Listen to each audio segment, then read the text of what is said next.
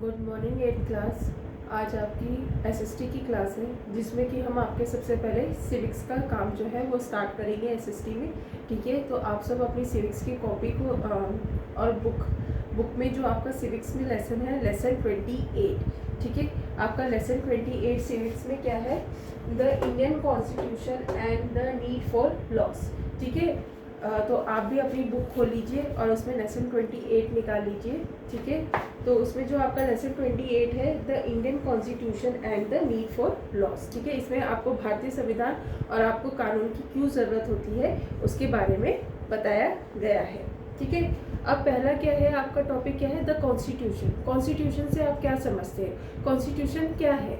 आपको पता है कॉन्स्टिट्यूशन क्या है? संविधान है जिसमें कि हमारे फंडामेंटल राइट्स, हमारी ड्यूटीज़, ठीक है, लॉस, सबके बारे में बताया गया है। और आपको ये भी पता होगा कि इंडियन कॉन्स्टिट्यूशन जो है वो 26 जनवरी 1950 को जो था वो लागू किया गया था।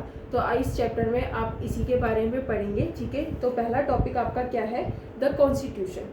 कॉन्स्टिट्यूशन में क्या बताया गया है?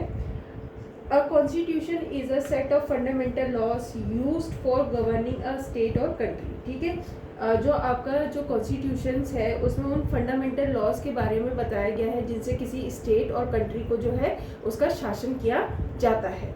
ठीक है, if the laws are written down it is a written constitution. अगर उन कानूनों को लिख दिया जाता है तो उसको आप क्या कहते हैं? रिटन कॉन्स्टिट्यूशन, यानी कि लिखित संविधान आप कहते हैं। The word constitution has been derived from the constitution which is Latin for regulation and orders। ठीक है, जो constitution शब्द है वो लैटिन भाषा से लिया गया है। ठीक है, जिसका अर्थ क्या होता है? regulations and orders। ठीक है, the constitution of a country contains the power of a government as well as its limitation. ठीक है, कॉन्स्टिट्यूशन में क्या होता है? एक कंट्री की जो पावर होती है उसके साथ साथ उसकी कुछ लिमिटेशंस भी होती हैं, उसके बारे में आपको बताया जाता है। Apart from the rights and duties of the citizens the process to be followed while making a law is also laid down in the constitution. ठीक है, अब इसमें क्या बताया गया है? कॉन्स्टिट्यूशन में जो एक नागरिकों के अधिकार और कर्तव्यों के अलावा कानून के बारे में भी बताया गया है। It is a guideline for the functioning of any democracy. India's constitution is the longest in the world. ठीक है, जो इंडिया का कॉन्स्टिट्यूशन है वो वर्ल्ड का सबसे लॉन्गेस्ट जो है कॉन्स्टिट्यूशन है। And it came into effect on 26 जनवरी 1950। और ये इफेक्ट में कब आया था? आपका 26 जनवरी 1950 को। In our constitution India is defined as a sovereign socialist secular democratic republic. ठीक है, आपको पता है कि भारतीय संविधान की प्रस्तावना में भारत को क्या बताया गया है? एक संप्रभु सामाजिक लोकतांत्रिक रिपब्लिक, यानी कि गणतंत्र जो राष्ट्र है वो घोषित किया गया है। The citizen are assured justice, equality and liberty. और सिटीजन्स को ये इंश्योर किया जाता है, इस बात का विश्वास दिलाया जाता है जो उनकी इक्वालिटी है, जस्टिस है और उनकी लिबर्टी है उसकी रक्षा करी जाएगी। ठीक है, अब आपका जो सेकंड टॉपिक है वो क्या है? The importance of laws in our life. अब कानूनों की हमारे जीवन में क्या महत्व है? ठीक है, उसके बारे में आपको इसमें बताया गया है। Laws and regulation are important because they prevent the rich and powerful from dominating the society, thereby ensuring a safe and fair environment. ठीक है, ये लॉज क्या होते हैं? हमें जो रिच एंड पावरफुल लोग होते हैं उनके डोमिनेशन से बचाने में काम आते हैं।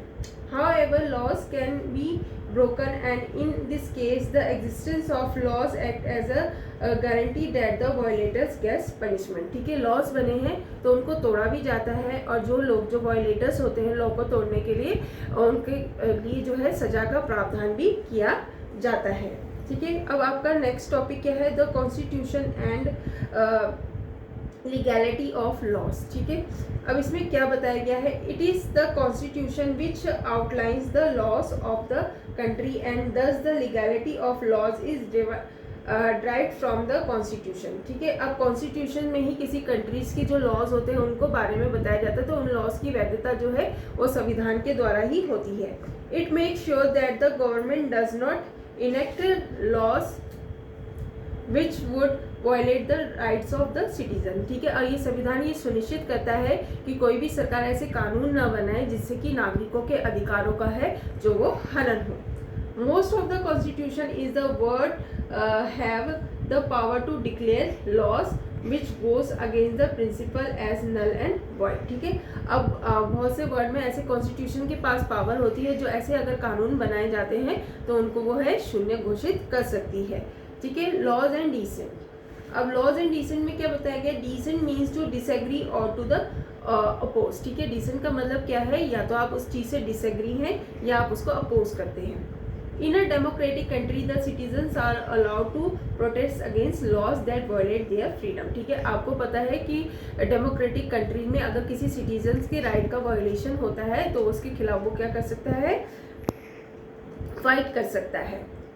One important example of people, ठीक है। अब ये एग्जाम्पल आपको दिखाया गया है, ये सॉल्ट सत्याग्रह की पिक्चर है, ठीक है। Indian constitution rising against unfair rules and laws in the salt Satyagraha, ठीक है। इंडियन कॉन्स्टिट्यूशन में उन कानूनों के खिलाफ जो थी आवाज़ उठाई गई थी सॉल्ट सत्याग्रह में, ठीक है, which was carried out as a part of the civil disobedience movement, जो कि सिविल अवज्ञा आंदोलन का एक पार्ट है during the Indian national movement, जो भारतीय राष्ट्रवादी आंदोलन जो उस समय चलाए जा रहे थे ये उसका हिस्सा था, ठीक है। अब अगला हम जो है वो नेक्स्ट क्लास में समझेंगे द सॉल्ट सत्याग्रह से, ठीक है।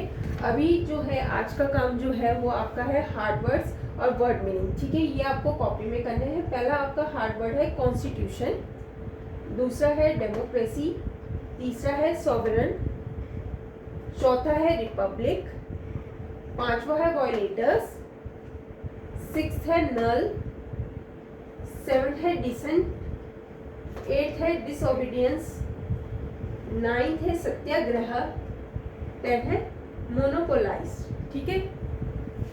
अब वर्ड मीनिंग देख लीजिए।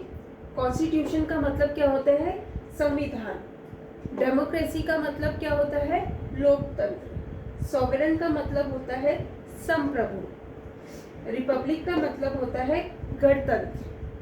नल का मतलब होता है शून्य।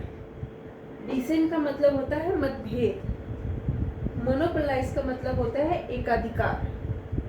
इक्वालिटी का अर्थ होता है समानता, ठीक है। एक क्लास आज की डेट में आप ये काम करिए। इसके अलावा जो है मैं इसके फिलअप और ट्रू फॉल्स भी आपको सेंड करूंगी, वो भी आज की डेट में आप अपनी कॉपीज में नोट डाउन कर लीजिएगा।